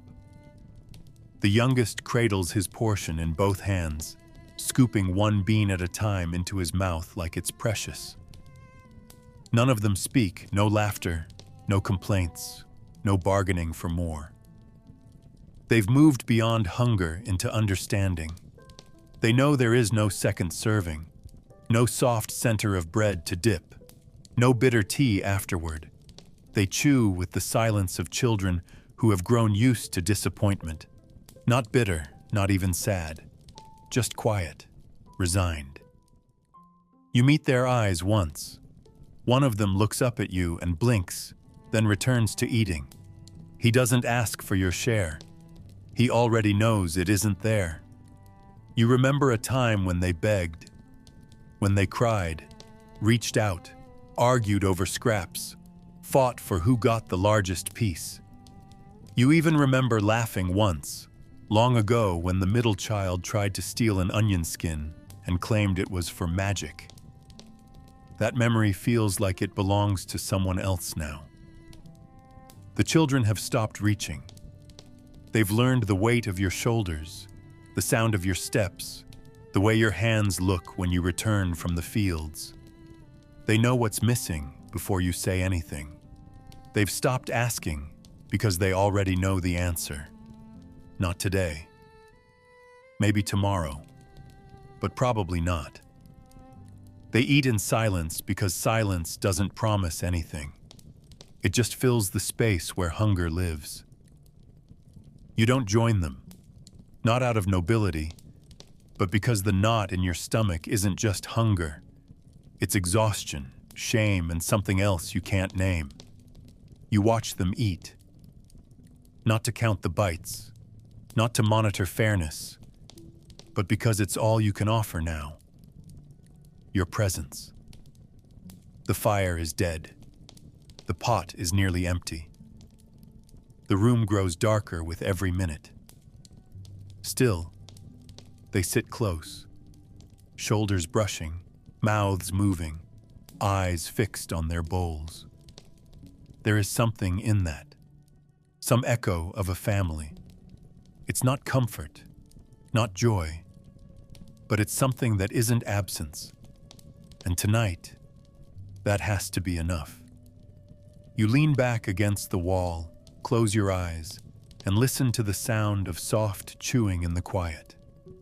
A reminder that for now, they're still here, still fed, still yours. You climb onto the edge of the roof as the sky turns from copper to ash, dragging a bundle of palm leaves and brittle reeds behind you. The ladder creaks under your weight, each rung bending as if it might give way. Your muscles protest the climb, and your shoulders threaten to seize up entirely, but you push through it, because the hole in the roof is growing, and no one else will patch it. Not tonight, not ever. The day's labor may be finished in the field, but it continues here, at home, where every repair waits without complaint, knowing you'll get to it eventually. There is no end to the work. It just changes shape. From mud to thatch, from ditch to doorway, from overseer's shadow to swarming insects in your eyes. The roof sags beneath your knees. The mud plaster dried weeks ago and cracked under the sun, and now the rains, when they come, will leak through like always. You press the reeds into place with trembling hands, weaving them through the old patches, trying to tie them down with strips of fiber so thin they fray at the edges. Your fingers are clumsy. You miss the knots twice before they hold. The light fades faster than your eyes can adjust. You squint toward the gaps and guess where they are by memory. You've done this often enough to know the routine, even if your hands don't cooperate. Sweat drips from your chin, tracing the lines of your neck, and you taste salt when it reaches your lips. You don't wipe it away. You don't stop. The mosquitoes rise with the dark. First one, then three, then dozens. They find your arms, your ears, the back of your neck. You swat without thinking, but it does no good. They come back. They always come back. You blink and one hits your eye, its thin wings scraping your lashes before it darts away. Another lands on your cheek and draws blood before you feel it. You curse under your breath, barely a sound. The bites will swell by morning. You know this already. You'll wake with red welts on your thighs, on your wrists, near your collarbone. But you won't have time to scratch. The ditch will be waiting. The work will be waiting. Everything waits for you, but never to rest. Only to return. You tie off the last bundle and sit back, knees bent, hands filthy, skin stinging. You look at the patch you've made. It won't hold. Not for long. But it's something. A delay. A gesture. You exhale slowly. Not relief, just release. Your eyes scan the village. Low roofs, pale smoke, the distant flicker of a cooking fire someone else still tends. No one sees you up here. No one calls your name. And that perhaps is a kind of gift. A few more minutes without command, without noise, without weight. But you don't stay long. You know what comes next. The climb down. The quiet meal or what's left of it. The bed, if you can call it that. And then, finally, briefly, sleep. The only place where your hands are empty, where your back doesn't burn, where no one is shouting. Sleep is not rest. It's the only job you aren't yet too tired to do. You lie down on the packed earth floor, your body folding into the shape of the day it just survived. The mat beneath you is woven from old reeds that split under your weight, stabbing at your shoulder blades and hips. But you don't flinch. You don't adjust. You simply sink into it, letting the pain press into you like a memory too familiar to resist. The room is dark, save for a narrow breath of moonlight that leaks through the cracks in the wall. The air hangs thick with heat and the bitter tang of sweat. Your limbs feel foreign, stiff, heavy, as though they no longer belong to you, but were borrowed from someone already broken. The ache in your thighs, in your spine, in the soles of your feet, none of it surprises you. What surprises you is that you still feel it at all.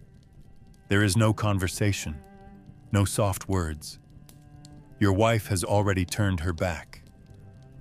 The children, curled against the wall like shadows, make no sound. Silence blankets the room, but not the kind that brings peace. It's a silence with weight, shaped by exhaustion, by hunger, by things that were never spoken and never will be. You close your eyes, but nothing fades. The images are burned into the inside of your skull. The salt in the water, the sun on your neck, the glint of gold as the leopard passed. Everything is vivid, but without order. One moment slips into the next, like mud into blood. You think about the tools, about the lie they wanted you to admit, about the slap that followed. You think about the taste of warm beer in your throat and the moment you dared to stop moving. You think about how fast it all returned. Thoughts come in fragments, never fully formed. A cough, a shout, the way the dirt cracked under your feet, the scrape of rope across your palms, the look on the overseer's face when he called you forward, the way your son didn't look at you when he ate. They spin in circles, detached and meaningless, yet sharp enough to cut. There's no story here, no reflection, just scattered pieces, like shards of broken pottery on the floor. You try to gather them, but they slip through. Memory isn't something you possess anymore. It's something that possesses you. It claws at the edge of your mind, demanding to be known, only to vanish the moment you reach for it. There's only one thing that remains: the weight of your body and the knowledge that it has to rise again before the sun. Your breathing slows, but you don't feel peace. You feel the pull of sleep like a hand on your spine, dragging you toward it. Not gently, not kindly, but with necessity. You're not falling asleep because you want to. You're not surrendering to rest. You're collapsing into something that resembles absence. No dreams will come, not tonight. Or if they do, they'll wear the face of your overseer, of the leopard, of the cracked roof. Sleep will not be a gift. It will be a pause. A brief silence before the noise returns. Your fingers twitch once, then stillness. The mat creaks. Your breath shallows, and in that last flicker of waking thought, you wonder if tomorrow will be the same, or worse. You don't hope. You don't fear. You simply vanish. You fall asleep, not because you want to, not because it's time, not even because the world finally allows it. You fall asleep because your body stops resisting. There is no transition, no gentle drift, no fading from wakefulness to dream. It is a collapse, a shutdown, a surrender that is neither voluntary nor graceful. One moment your mind is still circling, chewing on the day like an animal that won't let go of a bone, and the next, it's nothing. Blackness. You don't feel your body anymore. You don't know where your arms are, or how they're bent, or whether the mat beneath you still pokes at your spine. Pain, so vivid only seconds ago, becomes background. Not because it left, but because it simply doesn't matter now. Your breath slows, but your chest still rises out of obligation. Like it's obeying orders it no longer questions. This isn't rest. This isn't comfort. It's something closer to unconsciousness. And it's all you have. There is no dream to cushion the fall. No fantasy to soften the edges. No images of better times. No invented voices calling you to peace. If your mind tries to conjure something, anything, it fails. Every attempt at vision is swallowed before it takes shape. Hope doesn't live here. Not tonight. Maybe not ever. You don't look forward to the morning. You don't dread it either. It just exists like a boulder that hasn't started rolling yet, but already casts its shadow. Even in sleep, it waits. Tomorrow is not a promise. It's a threat dressed in routine. In another world, maybe you'd imagine rivers or palms or the sound of singing. In this one, there's only absence. The kind that doesn't heal or replenish but simply blocks out the noise. That's what you've earned. The privilege of silence. So deep, it swallows you whole. No part of you is alert. Not even the parts that used to flinch at footsteps or shout at nightmares. Tonight you don't brace for anything. You're too far gone. Even the fear, which once lived in your ribs like a parasite, has gone still. Not because it left, but because it knows there's nothing more it can do to you that hasn't already been done. Outside, the wind kicks dust along the walls.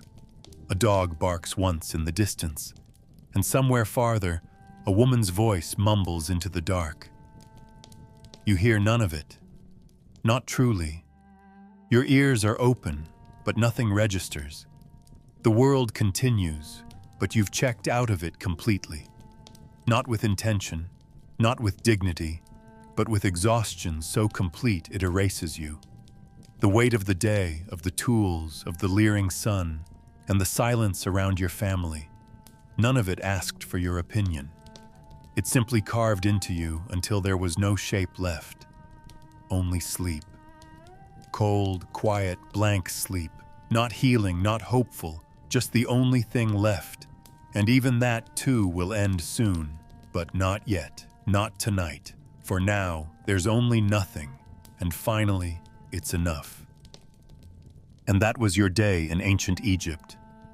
Not as a pharaoh, not as a scribe, but as one of the thousands who lived and died under the same sun, doing the same work, with no name carved in stone.